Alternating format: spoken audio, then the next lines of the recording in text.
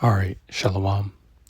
I want to start off by giving our praise, honor, and glory due to Yahweh, Bahashem, Yahweh Shai, Bahashem, Rakakwadash. I'd like to give double honors unto the apostles and the elders of Great Millstone, who I learned this truth from, and I'd like to say peace and salutations unto the hopefully elect. And today is Monday, June 6, 2026, Missile Monday, and I have this article from CBS News, and it says, China test launches ballistic missile from sub and South Pacific, drawing protests. So I'm just going to go into this article and bring out a few scriptures. Lord willing, this lesson is edifying and straight to the point. It says China's military test launched a long-range ballistic missile Monday from one of its nuclear-powered submarines in the South Pacific, drawing protests and concern from countries in the region. The missile was launched at 12:01 p.m. and carried a dummy warhead, according to the official Xinhua news agency. China last conducted a missile test in the Pacific 2 years ago, firing an intercontinental ballistic missile with a dummy warhead.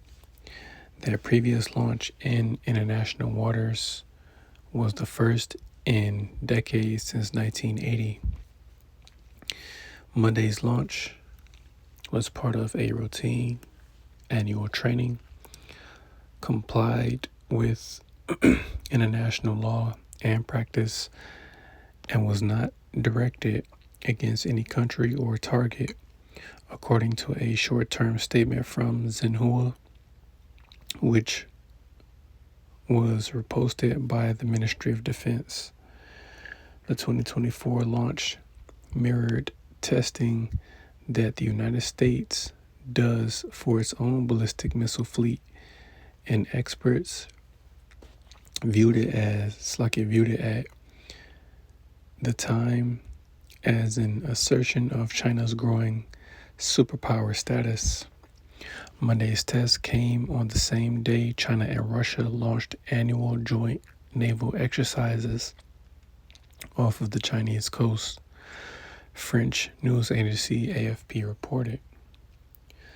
The Joint Sea 2026 exercise began in the eastern Chinese port of Qingdao, Beijing's defense ministry said in a statement. According to the AFP, U.S. State Department spokesperson Tommy Pigott said in a statement Monday that the U.S. monitored the test launch of the unarmed missile. At a time when the U.S. is working harder than ever to prevent nuclear proliferation, China is doing the opposite. Beijing's rapid and opaque nuclear weapons buildup is of great concern to the region and the world. The statement reads, "We continue to urge China to engage in meaningful arms control discussions and commit to a regularized notification arrangement for all intercontinental range ballistic missile and space launches consistent with commitments made by all other P5 members."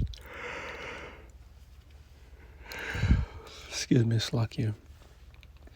The U.S. remains steadfast in our defense commitments to our allies and partners, it added. Australia, New Zealand, Japan, and Taiwan criticized China's Monday missile launch. The New Zealand government said it was informed of the planned launches hours beforehand and noted that the missile was fired into the South Pacific nuclear-free zone. The nuclear-free zone was established by the 1986 Treaty of Rarotonga, which prohibits nuclear weapons throughout the region.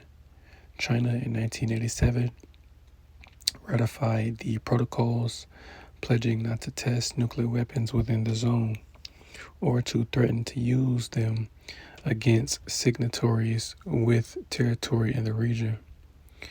It appears that despite our long-standing concerns about this type of activity, China carried out the test within hours of informing us. Foreign Minister Winston Peters told the Associated Press in a statement. The launch took place the same day Australia and Fiji signed a new mutual defense treaty that is meant to counter Chinese influence in the Pacific. Australia has been clear with China that we regard this as a destabilization. It's like, yeah, we regard this as destabilizing. Excuse me. Australia has been clear with China that we regard this as destabilizing to the region. Australia's Foreign Minister Penny Wong told reporters in Fiji in response to the test. Tokyo said on Monday it had strongly urged China to reconsider the test after the Japanese embassy in Beijing was told about it by Chinese authorities before the event, AFP said. We strongly called for a rethink of the ballistic missile test firing so that it won't pose a threat to Japan's security, such as by passing through Japan's airspace, a joint government statement said. Taiwan's presidential office said Monday that China was trying to intimidate the international community by test firing the ICBM, the Reuters news agency reported. Beijing brushed off the criticism Monday. We hope that the relevant countries will avoid overinterpretation, a Ministry of Foreign Affairs spokesperson said.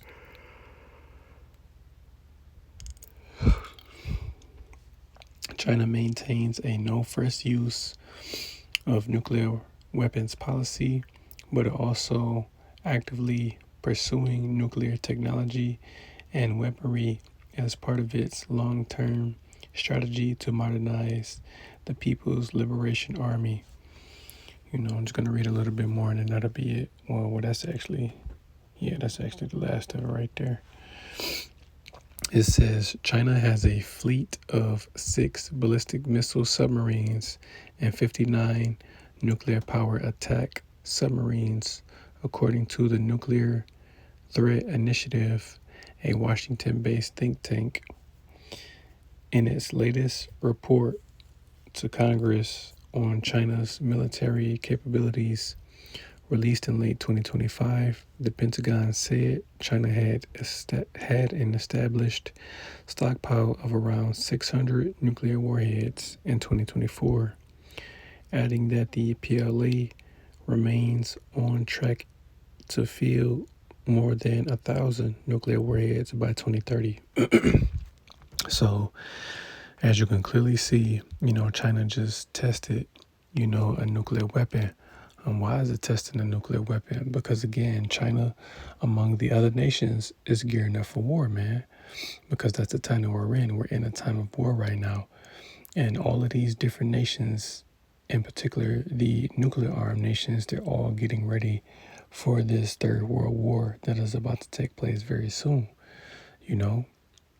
So this is, again, prophecy, speaking, is jumping off to the pages, man. The things that we've been talking about, they're taking place, So I'm just going to hit a couple main points, and that'll be it.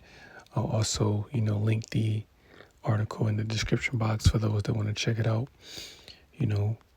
So I'm actually going to start with the book of Isaiah, chapter 54, and verse 16.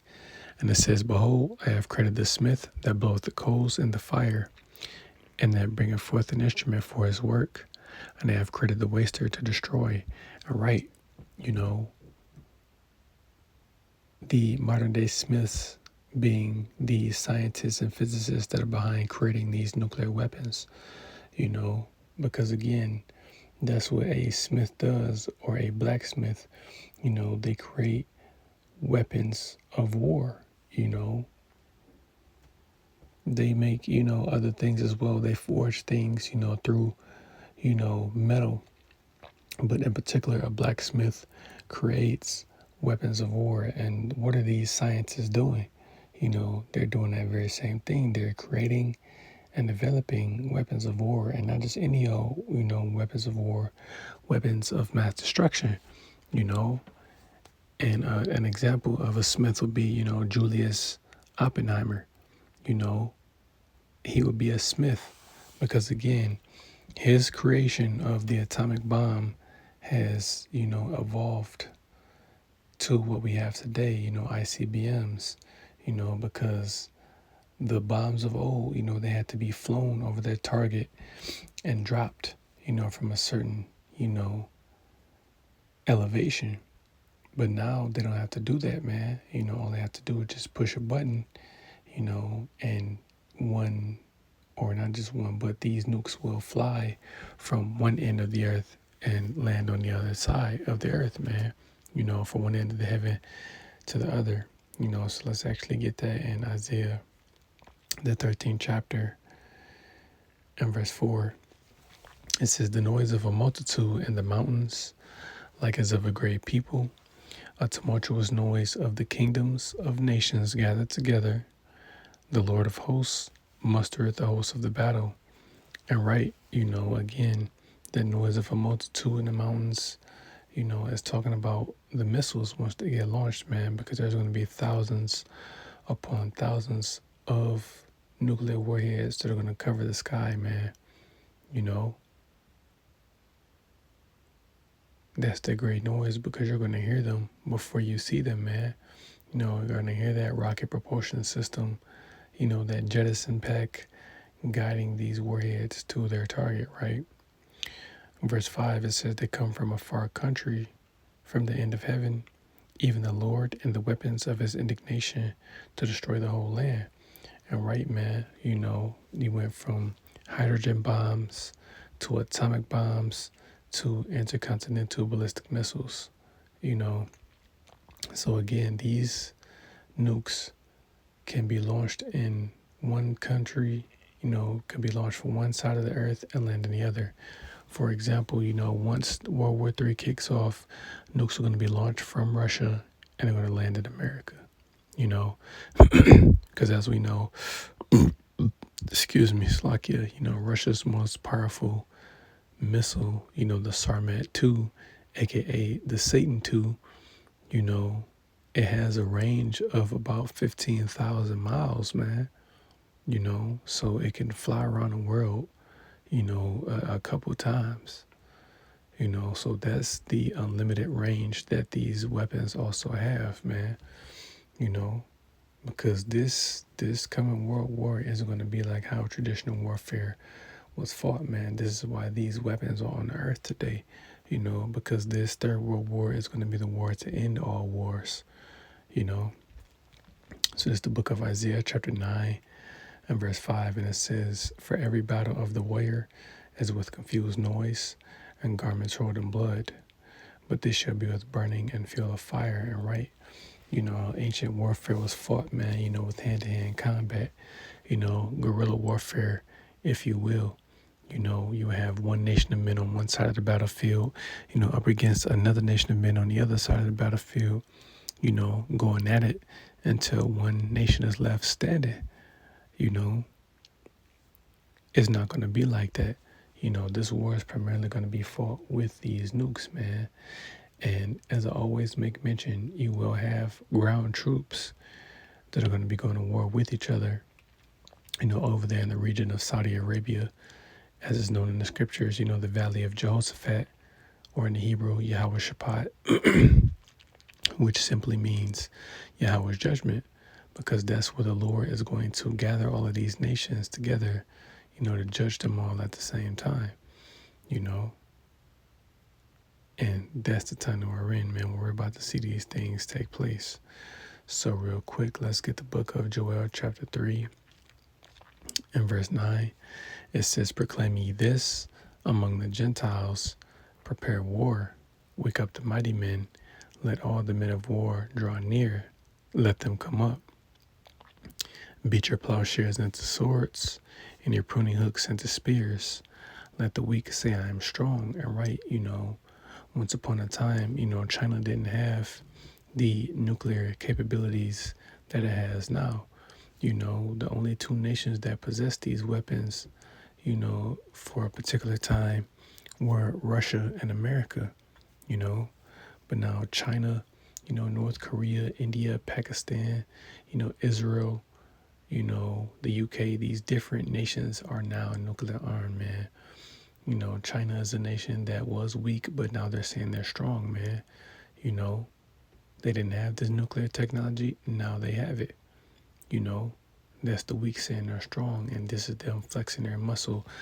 Just like, North Korea, Kim Jong-un, he likes to flex his muscle to show off that he's ready, to go to war, man. He'll parade his missiles, up and down the street, you know, because why? He knows what time he's in, man. He knows we're in a time of war.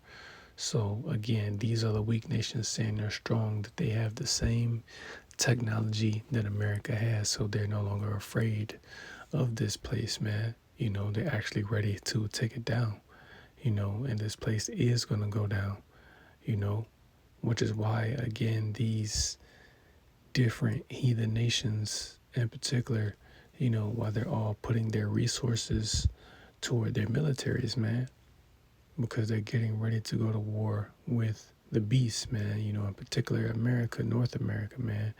They're getting ready to go to war with the whore, and that rhymed, but, it's like for real, man. This is what they're doing. The nations are getting ready to go to war with the whore, So let's get that. The book of Revelation, chapter 17 and verse 16. And this is concerning, America's allies, because again, this is going to happen.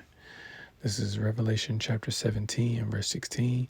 And the 10 horns which thou sawest upon the beast, these shall hate the whore, and shall make her desolate and naked, and shall eat her flesh, and burn her with fire. And right, America's allies are going to turn their backs on her, and they're going to aid in that destruction and shoot their missiles over here as well,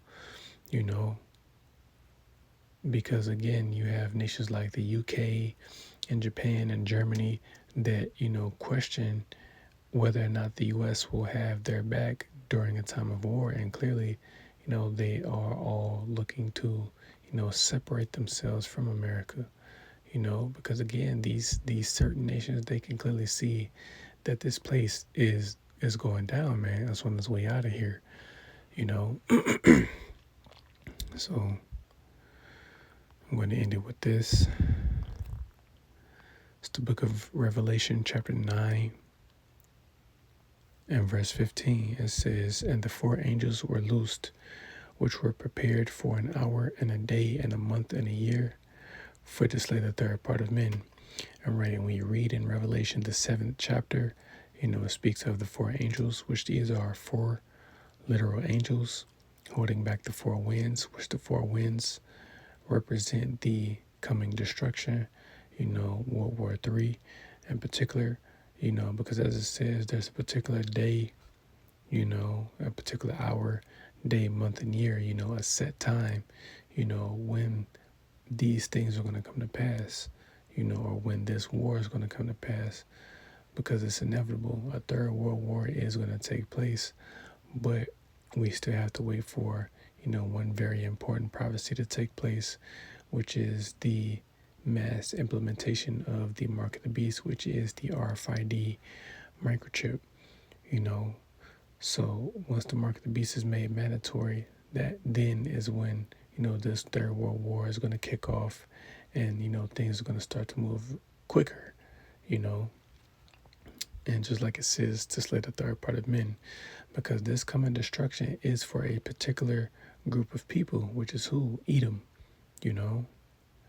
Because again, you have three classes of men on the earth. You have the sons of God, which today are known as the biblical Israelites, you so-called Negroes, Latinos, and Native Americans, you know, the tribe of Judah, all the way down to the tribe of Issachar. You have the sons of men, which are, you know, you different heathen nations, you know, and then you have the sons of the wicked, which are, you know, the Edomites, you so-called white people. That's who this coming destruction is for. It's for you, you know. This destruction that's about to come upon the planet Earth is for you. Here in America in particular, man, because Babylon the Great, which is America, is the target. You know, so you Edomites here, you're not going to make it, you know, and then you 2/3 Israelites, man, that make it up until that point, you know, you're going to get caught up in that destruction with Edom as well, you know, and then you different heathen nations, you're just collateral damage, you know. If you aren't able to escape America before this destruction take place, then you're just collateral damage. You were just over here to make a little money and die, you know. But other than that, you know, this is the time that we're in. We're in a very serious time. We're in a time of war. We can clearly see that, you know, yet again, you see China, you know, they're stepping their game up. You know, they're putting their resources toward its military, you know, and they want to make sure that once they have to use these nukes that they're not going to fail. And indeed, they won't, you know. So, Lord willing, this lesson was edifying. I want to give all praise, honor, and glory due to Yahweh, Bahashem, Yahweh Shai, Bahashem, Rakakwadash. I'd like to give double honors unto the apostles and the artists of great millstone who we learned this truth from. And I'd like to say peace and salutations unto the hopefully elect. Till the next time I say, Shalom.